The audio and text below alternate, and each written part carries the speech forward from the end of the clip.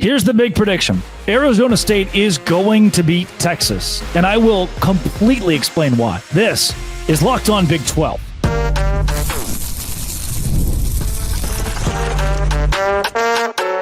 You are Locked On Big 12, your daily podcast on the Big 12 Conference. Part of the Locked On Podcast Network, your team every day. Happy Wednesday, everybody. Welcome into Locked On Big 12. I'm Drake Toll from America's #1 Big 12 podcast, Locked On Big 12. Thank you for making this show your first listen every single day. Game day, Arizona State and Texas today. The Sun Devils will win. I'll get into that with TJ Pittenger. Also, Colorado, they're not going anywhere. Deion Sanders, not going anywhere. This is a program that is here to stay despite that BYU loss. And Cam Ward, coward, stole Iowa State's spotlight, and that is just not cool. If you hit subscribe, I get to keep my job. I'm not going to waste your time here. Let's get into it. Arizona State will beat Texas. Here's why. Let's just get right to it. Does Arizona State have a chance in this game? Arizona State absolutely has a chance, and not just a chance. I think a chip on their shoulder. Texas fans don't want to hear it, and they'll balk at this idea that the game should be or could be competitive. But even the analytics have this as a touchdown win for Texas. I'll give it to you. The efficiencies, if you look at just those, will lean the way of the Longhorns. However, there are plenty of avenues in which Arizona State could win this football game, or at the very least make it competitive. The reason I do think they'll end up winning is one, let's go one right here. The run game with Cam Skattebo is elite. It is run over everybody this year. I do believe if he had the same schedule as an Ashton Genty, he's in the Heisman conversation and still was 5, 6 in that pool of players there for the Heisman voting at the end of the year. For Texas, look at their main bell cow in the offense. Quinn Ewers is the big name, Arch Manning. I've heard Texas fans say that they don't trust Quinn Ewers and that Arch Manning should be the quarterback, and they're begging for Manning to get into more packages. When that is the idea you have of your starting quarterback, the kid who's supposed to win you this football game, I don't think it bodes well for Texas. And Ewers has been a turnover machine at times this year. You can't try. 1 out of every 3 throws goes to the pretty lady in the second row of the student section. You're like, what? This is supposed to be a Heisman caliber, insanely good quarterback, and Ewers hasn't shown that consistently this year. Cam Skattebo has at running back. I believe he keeps Arizona State in this game, in any football game, gives them an edge to win. And Arizona State's ability to turn teams over defensively is going to give them an edge against Texas. That was the first point. That's this year. But in the context of the last 15, Texas won 1 Big 12 championship in the last 14 years. They couldn't dominate the conference, even under Sark. I watched them play Baylor at Baylor, I guess 2022, where Texas had to score a garbage time touchdown to even put 7 on the board late in the game. And the guy got stomped his first couple of years with the Longhorns in the Big 12. I just don't believe that Texas is as good, especially with their schedule, as everyone's touted them to be. And again, if you're playing what is a quasi Big 12 championship, Texas could only grab one of those in 14 years. I don't think they're getting a second in year 15.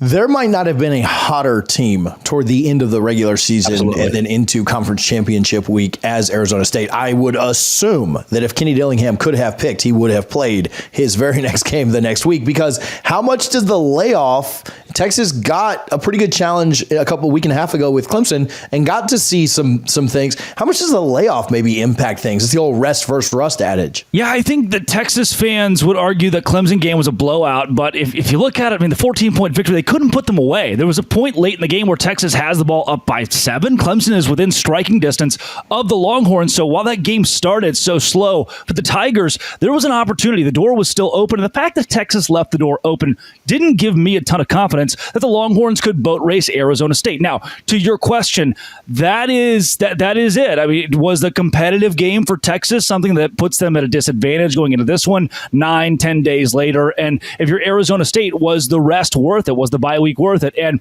in the MLB, the answer is no, right? You see a lot of times like these wild card teams got 3 extra games. They look fresh. In football, I think it's a different story. It's the reason no one in the NFL has ever complained about a bye. No one in college football has ever complained about rest. Look, I was thinking about this the other day. These kids are going to class 30 hours a week. I mean, they're putting over 30 hours a week into their schoolwork, and then they're thinking about playbook, and then outside of the playbook, thinking about opponent and scout and film, and they're in biology class watching their huddle or whatever their film might be. They are working full-time jobs plus some. They barely got to go home for Christmas. Texas players truly couldn't because of their college football playoff schedule. Arizona State got to take a second to breathe. In college football, ask any coach. any coach, they would take the bye week 10 times out of 10. There's no like, oh, we want to stay fresh. Arizona State is as fresh as it gets. It's not a stay hot, it's a stay fresh. And I think the Sun Devils have an advantage there. Talk to me about the trenches. I think that's probably the area. Texas littered with blue chip talent, so that's not the only area where they may have an advantage. But that does seem like the biggest thing that Arizona State's going to have to try to overcome. They've done really well when they've matched up against Georgia.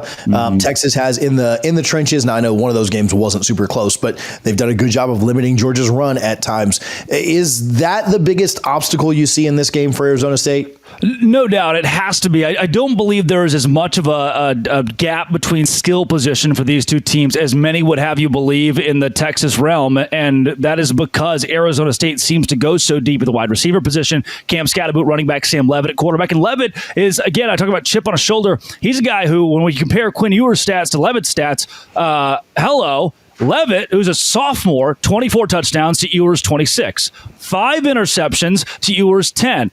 With 70 fewer passes, he's within 200 yards of Quinn Ewers this season throwing the football. That bodes really well for Sam Levitt. Again, Cam Scatterboot is going to give you an opportunity. Even the Guillory kid who came in at wide receiver last week, who was redshirting and now gets to play in the postseason, gives Arizona State a skill edge. So with that being said, it is the trenches where you have to focus. Can Arizona State hold back Texas enough for Sam Levitt to get comfortable? That's been, look, all credit in the world to Texas. That's been the one thing they've dominated opponents on this year, is being able to get to the quarterback with the defensive line, have their offensive line hold steady and establish the run game, give Ewers some time, and maybe that makes his 10 interceptions look even worse considering the time that he's gotten because of that big O-line.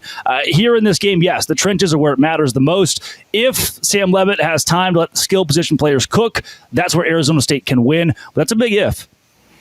There might not be a more fun coach in college football than Kenny Dillingham. If all programs aside, if there was one coach that, and of course you'd love to play for Kirby, right? To go to the NFL and be able to race speed cars down the street. But outside of that, if there was a fun coach to go and play for, all things considered, it might be Kenny Dillingham. But is there a coaching advantage in this matchup?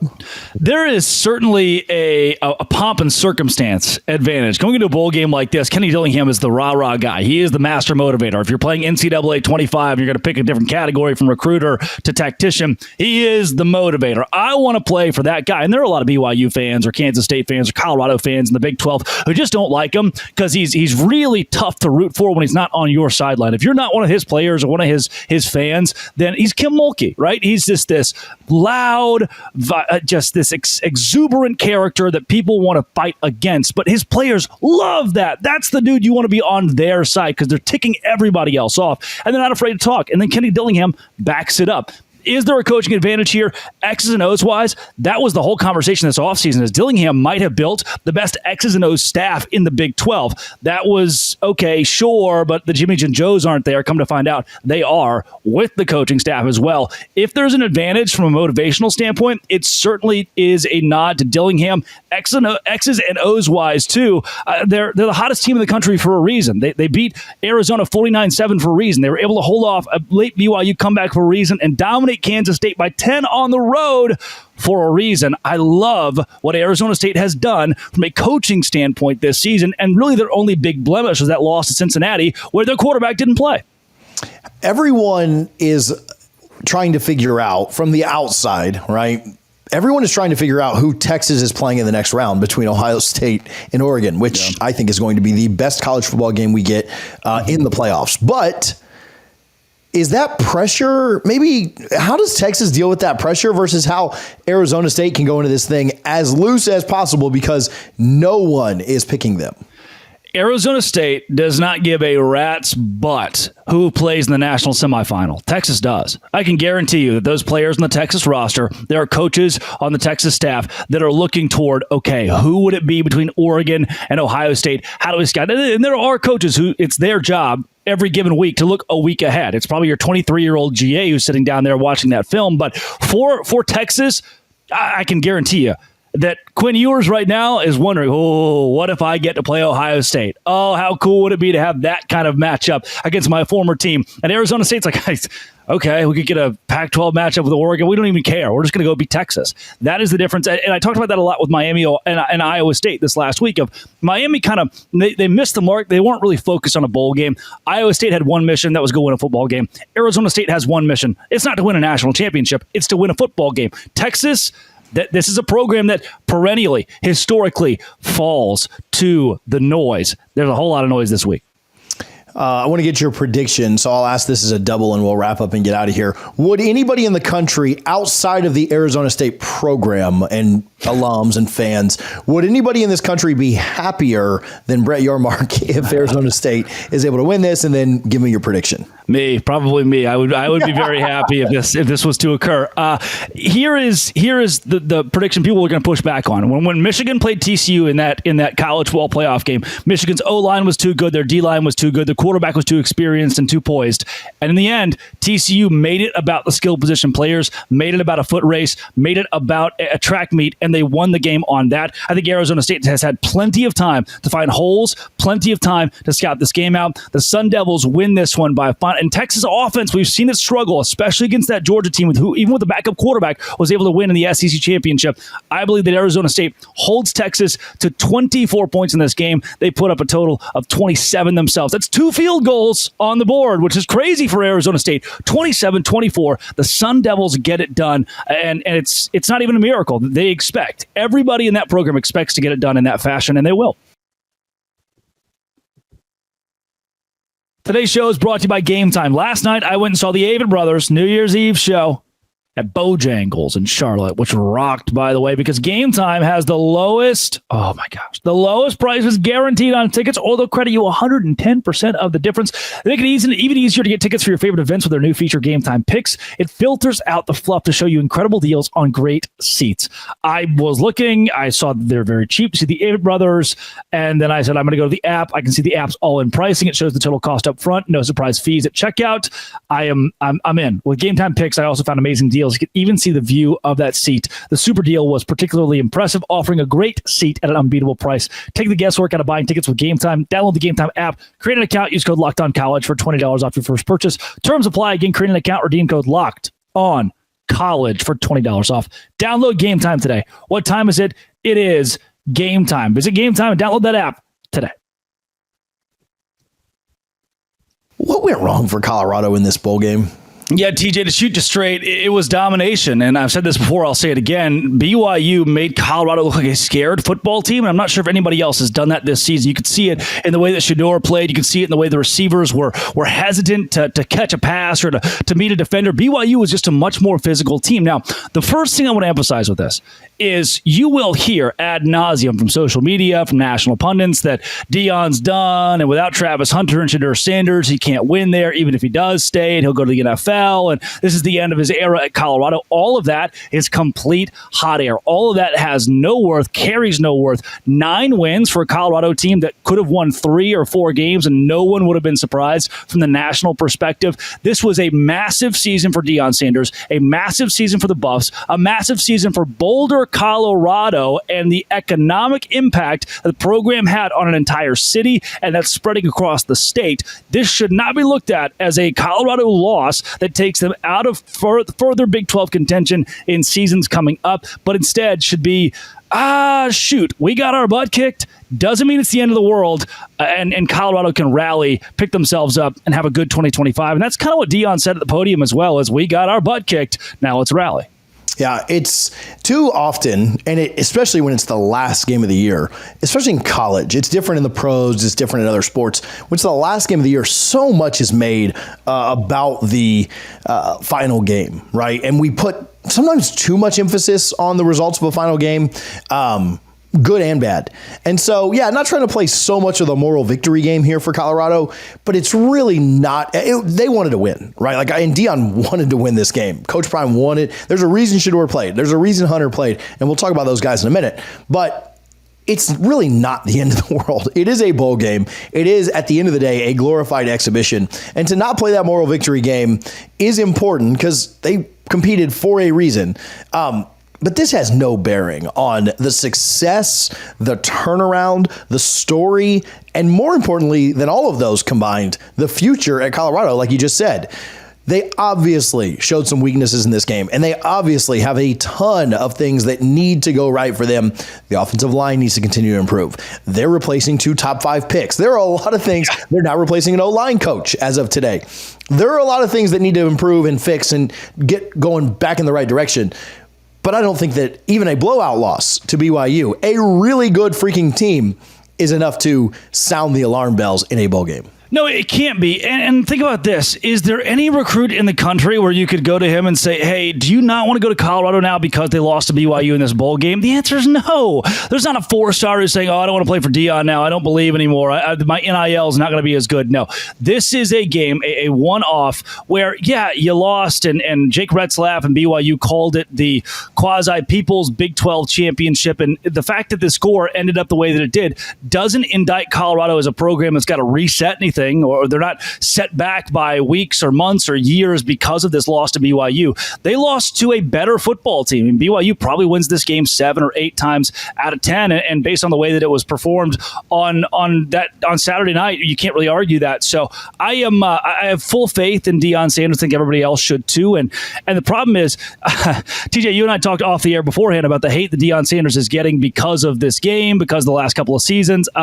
This is the one tweet that you and I were talking about too, from Oregon Homer. Of course, it's from Oregon Homer, who mentions 1-8 in Pac-12 play, 0 career ranked wins, 13-12 career record. Cheating accusations, just cherry picking a bunch of random facts and stats and whatnot about Deion's run in these last 2 years with Shedeur and with Travis. But to me, this is the last thing we should be discussing. We should be discussing instead a program that in 16 years had 2 winning seasons. And you just brought a Heisman Trophy into Boulder, Colorado, and a top 5 pick at quarterback as well, whether it's your son or not. Colorado took a chance on Deion Sanders. I do believe he stays there, and he's created a juggernaut, whether you win or lose this game, TJ. I mean, you read a tweet like this, what do you think?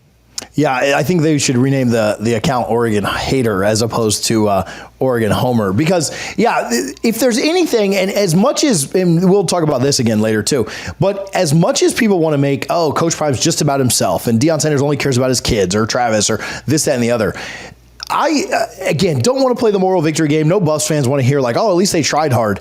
It was so telling to me. Yeah.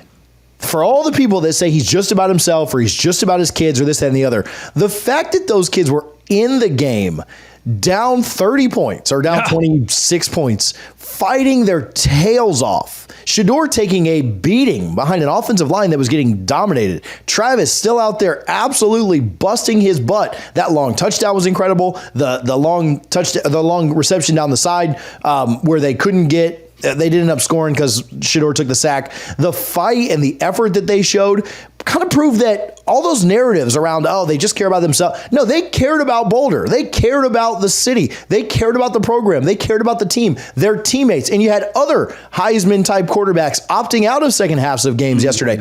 On the same day, you watched what happened in Boulder. You watched the fight that they had. Coach Prime coaching until the last minute. He knew they weren't going to come back and win that game. He knew that it was over with 5, 6, 7 minutes to go.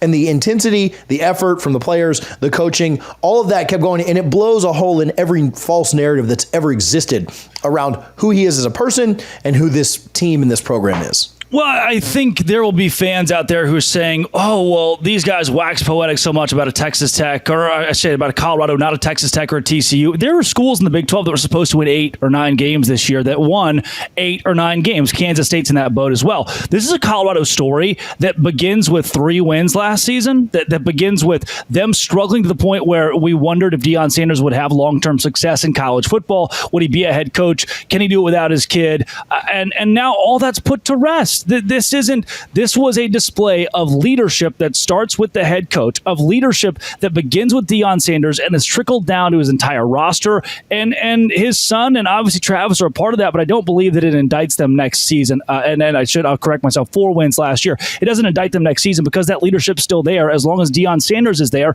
And I've said this, you've said this, I'll continue to say it. I believe Deion Sanders is the head coach in Boulder next season. I don't think that's a question for me right now. And the reason it's tougher to wax poetic prophetic about a lot of these Big 12 or even ACC Big 10 teams in that 8 or 9 win ranges because they were supposed to be there. They met expectations. Colorado was 4, 5, 6 wins above many people's expectations with this season, and a big part of that was leadership. Deion Sanders showed that whether you're mad about what he said to some CBS reporter in the preseason, he doesn't care. He's very open, he's very honest, and he wins football games. At least that's what he displayed this year in one of the best turnarounds in the country after so many people said in the offseason he couldn't do it. Yeah, the idea that one bowl game where they didn't play well, and BYU did play extremely well, and a lot of times you play in a game and you suck and the other team doesn't suck, you're going to lose. In one bowl game, he's somehow undone every good thing somehow that happened in Boulder over the last 2 years is just ludicrous, especially in a year where they so far exceeded expectations. If the expectations would have been for Coach Prime to win 11 games and go to the playoff, if they had Utah's expectations and they got blown out in a bowl game where it was a middling bowl game that nobody really wanted to be in, that would be very different in my opinion. The fight, the effort, the love, it's such a cliche, but teams taking on the personality of their coaches. You talk about that leadership trickling down. The best teams are not coach-led. They're player-led, and that does trickle down. Now, Coach Prime has to instill that into other guys now that some of the bigger names are leaving, but that is the testament to what Coach Prime did. It's not and again, I'm playing the moral victory game, that's fine. It's not what happened on Saturday night. You got to look at the season in totality. And this season was a massive success for Coach Prime and the Buffs. And it's not fun to be wrong, but I was wrong. I said it on your show. I said it on my show. It's 4 months ago now that this could be a really tough year for the Buffs. I predicted a very tough year for the Buffs. They proved me wrong. They proved a lot of people wrong. Foot in mouth for me, eating crow still. And I'll keep saying that because Deion Sanders deserves an apology from a lot of talking heads, myself included. And he proved the world wrong this year. Popping in to tell you today's show is brought to you by FanDuel. The NFL playoffs are almost here. It's not too late to get in on the regular season action, though, with FanDuel, America's #1 sportsbook. Right now, new customers can finish the season strong. $250 in bonus bets if your first $5 bet wins.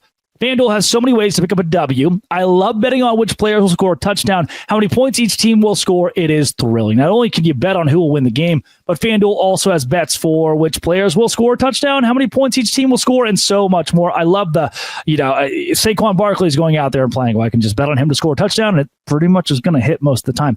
Visit FanDuel.com to join today. That is FanDuel.com for your chance at $250 in bonus bets if that first $5 bet hits.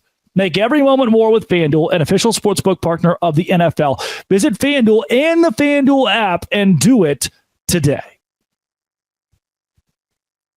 This was an offensive explosion to start the game. Yeah, it was. And my biggest takeaway here, to be honest with you, TJ, is Miami fans that are crying and moaning that, if Cam Ward played the entire game, then Miami would have had a shot to win this or would have won this game by 14 points. And, Cam Ward didn't play the entire game. The rhetoric on Twitter, you'll see in social media, has gone crazy over this. They're right. Coaches have talked about it. Players have talked about it. What kind of athlete, what kind of player, what kind of teammate goes out for a half and then in the middle of the game says, you know what, I'm done, I'm good? There were rumors, too, that Cam Ward would only play one quarter, and maybe he tried to extend that by playing a half. And are you asking us to look upon you favorably because you played longer than you expected? Or you're trying to say that, you didn't even have to play. You're doing a service to your teammates and to the fan base by playing in this game. Cam Ward was coward Ward, for lack of a better, in this game because what kind of guy puts your team in a position to win? Truly, Miami was in a position to win at halftime and says, you know what? Even in the late game situation, I'm going to hang it up. I'm good. I don't want to get hurt. Colorado I can guarantee you, Shedeur Sanders and Travis Hunter will be drafted higher than Cam Ward. They've got a whole lot more to play for than Cam Ward. And those two guys played 4 quarters on an insurance policy, no doubt. The fact that I wish I could celebrate Iowa State more. We'll talk about the Pop-Tart aspect of this, Iowa State being dominant on offense and Miami being terrible on defense. But the one thing I keep going back to, as somebody who played even junior high football out there, I don't understand how a human person, an athlete, can look their teammates in the eyes and say, I'll play a half. If you sit out, sure, everybody does that. Okay, fine. But the fact he played one half of football and then gave up, pitiful. players can do whatever they want, right? And I support a team where nearly all of the team opted out last year. I really have no problem with an opt-out. That is not a big deal to me. If you and you can say, oh, I was getting ready for the NFL, or these guys were a little banged up and didn't want to keep going, or they did it in protest of the way that things went down for FSU. I don't care. Whatever your reasoning is, that is totally fine. But the idea of coming out at halftime is ludicrous to me. I cannot stand to lose at anything. Here's a story. Nobody tuned in for this, but you're getting it anyway. I was at a vacation Bible school with my kids and watched my kids lose a tug of war. And I couldn't handle it. And I got in on the next round and pulled those little 7-year-olds until they lost. And we won. And that just the competitor in you says, no, I can't do this. And again, does he have a lot to risk? Absolutely. I think he's a first round pick. He's one of the better quarterbacks out there. I get it. But you're telling me that you could look your teammate, just like you said, you could look your teammates in the eye, especially if they wanted to get a look at Emory, they wanted to see their back, whatever. I don't buy into that BS anyway. But even if that was the case, you're telling me with 56 seconds left, with the crowd, the Miami fans that don't go to anything, the crowd that was there in Orlando, Florida, chanting, "We want Cam," he wouldn't go out for that last drive and get them. Listen, Iowa State fans, don't yell at me for this. They needed about 25 yards, right? Borregales is a great kicker. Yeah. And some of those guys were running wide open in the secondary against Iowa State, and Emory Williams just doesn't have it. I don't think he's their quarterback next year. If he is, they're in a lot of trouble. Cam Ward, I think they would have won the game if he goes in that last drive. I think they win the game. I think they get 30 yards. They get in field goal range, and they probably have a shot to win it with a kick. And the sideline view of him is just him holding his shoulder pads like, nah, dog, I'm good. That is unthinkable to me. Yeah, I cannot imagine a competitor doing that. I hate this for Iowa State, right? That this is the headline, but you know, after 11 wins, huge for Matt Campbell, huge for that program. Again, just to see the kid didn't even take his shoulder pads off at halftime. He just stayed. He gave everybody the impression that he might go back in the game. If I'm an NFL scout, if I'm an NFL GM, I see that, and I see that, and then I look at a guy like Tom Brady, who stories have come out about him begging to stay in 30-point blowouts because it's his team. He's the captain, his ship. He wants to paint this picture. He wants to write this story. And then I look at this kid and I just say, okay, that's not the competitor that I want. And I wish for Iowa State that Cam Ward would have played the entire game and that Iowa State would have beaten them so that this wasn't the narrative. I think either way, Iowa State is still in the game when Cam Ward was out there, still could have won the game because the defense for Miami is Swiss cheese. And I really want to give a ton of credit to Matt Campbell, despite the storylines being so much about Cam Ward. It kind of goes both ways. I understand why America's talking about Ward and his decision, but Iowa State, who got to eat the Pop-Tart at the end, that's the ultimate prize to win this bowl game. Yeah, last thing on Ward, I think it makes it look even worse that down by 25, 30 points, Shedeur Sanders is still out there. Travis Hunter was still out there in their bowl game that literally happened. You didn't even have to turn the channel. It was on the same exact network. The game after, you saw those guys fighting their butts off, down by so many points late in the fourth quarter, never coming out, never quitting, never giving up. And this guy had a chance to go win it. And that, to me, speaks volumes. And so as bad as it was during the Miami-Iowa State game, I think what happened in the next game made it look even worse. Yep. All right, on Iowa State, again, sorry to the Iowa State fans that we let off with that. But Iowa State, though, still had to go get it done. They got stopped. I think Miami got 3 stops in a row, 1 to end the first half and then 2 to start the second half. And they stopped. Things did slow down for Iowa State at one point, and Miami was able to build a bit of a lead. Iowa State, though they were facing a backup quarterback, bowed up against the run. They did a better job of reestablishing their offense. And shoot, Iowa State could have still lost this game had they not. They were down 6. They still had to go win it. And so, yes, much as Ward is the headline, Iowa State still went out against a team that is more talented. I know their defense is Swiss cheese. A team that is more talented than you would say Iowa State is. They still went out and took this thing. And they won by 1 point because they didn't opt out, I guess. Yeah, I said that on my show, TJ, and it rings true. I hope Iowa State fans don't take it the wrong way, but Miami players looked at this little team from Iowa and said, "You think us in the big city in the bright lights of Miami that are recruiting. You think that we're going to lose to a bunch of kids from Iowa? That is the rhetoric inside of a Hurricanes team or inside of a Hurricanes program that doesn't respect Iowa State. And that's, look, if you're a 22-year-old wideout, you're probably thinking the same thing. Iowa State? What do you? I play for the U. And it makes it even tougher for Miami to get just beaten down by Carson Hansen, who every time he touches the ball is just a bowling ball, or Rocco Beck, who runs the ball with such fervor, such passion, and then Abu Sama. Even though Jaden Higgins didn't play this game, Jalen Knoll stepping up, having 8 receptions, 117 yards, and a touchdown. You're looking at NFL talent for Iowa State that stepped up, and some of these guys, Abu Sama, Rocco Beck, Carson Hansen, will have opportunities to come back and play for Iowa State long term because they have so much eligibility left. This was offensively a beatdown, a boat race, a classic Big 12 game for Iowa State, who got it done on that side of the football. And while their defense had plenty of holes, you can't give it's all the credit in the world. You can't give enough credit to the offense and Rocco Beck for leading his team to go win this game late. Yeah, the way that they played down the stretch, knowing they had a shot. I mean, even with that, right? I still kind of thought Ward would come in on that last drive. And I would say, even with knowing that, man, that was a possibility, they still went out and took it, and they stepped up when they had to. My favorite, had Cam Ward come off the bench and thrown an immediate interception, that's the only thing that could have made this game better. Slightly better for Iowa State. Big picture for the Cyclones now. Becht is young. They've got some talent. You know their roster much better than I do. What's the outlook for them?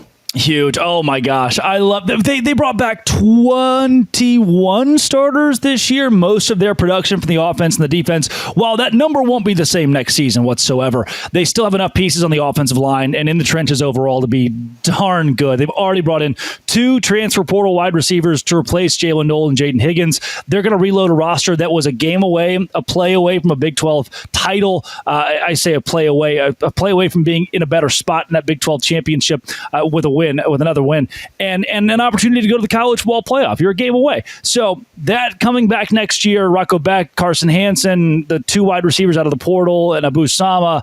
I think everybody should look at Iowa State as an immediate contender, top 3 team in the Big 12. No doubt going into next season.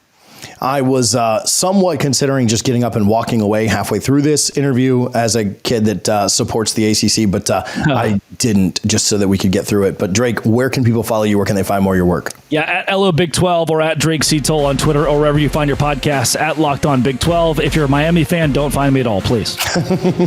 Or just watch the first half of every video and you'll be good. Yeah. Drake, thanks for hanging out. Absolutely.